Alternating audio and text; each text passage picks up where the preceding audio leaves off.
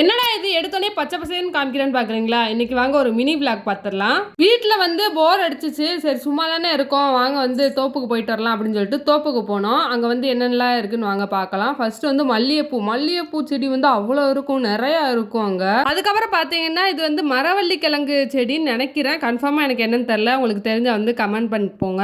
அந்த மல்லிகைப்பூ செடியிலேருந்து நாங்கள் 2 செடி வந்து பிடுங்கிட்டு வந்துட்டோம். அது வந்து வேர் வச்சிருந்துச்சா, அதனால வந்து 2 செடியை வந்து பிடுங்கிட்டு வந்துட்டோம். பிடுங்கிட்டு வந்து எங்கள் வீட்டில் வந்து வச்சிருக்கோம். அந்த செடி வந்து முளைச்ச மண் வந்து கொஞ்சம் அள்ளிட்டு வந்திருக்கோம் அந்த இடத்துல இருந்து. ஏன்னா அப்பதான் வந்து நல்லா வளரும் அப்படின்னு வந்து சொல்லுவாங்க. அதனால நாங்கள் வந்து அதை பிடிங்கிட்டு வந்துட்டு அந்த மண்ணை வந்து எடுத்துட்டு வந்துட்டோம். அம்மா தான் வந்து இதெல்லாம் வந்து நட்டு வச்சுக்கிட்டு இருந்தாங்க. எனக்கு வந்து அவ்வளோ வைக்க தெரியாது, அதனால எங்கள் அம்மா தான் வந்து நட்டு வச்சுக்கிட்டு இருந்தாங்க. அதுக்கப்புறம் வந்து போர் அடிச்சதுன்னு சும்மா இது ட்ரை பண்ணி பார்க்கலாம்னு சொல்லி இதை ட்ரை பண்ணோம். இது வந்து பொட்டேட்டோ சீஸ் பால். ஏன் தம்பியை வீடியோ எடுக்க சொன்னா எப்படி ஷேக் பண்ணி எடுத்து வச்சிருக்கான் பாருங்க வீடியோவை. இதோட ரெசிபி வேணும்னா கமெண்ட் பண்ணுங்க. அப்படியே மறக்காம கொஞ்சம்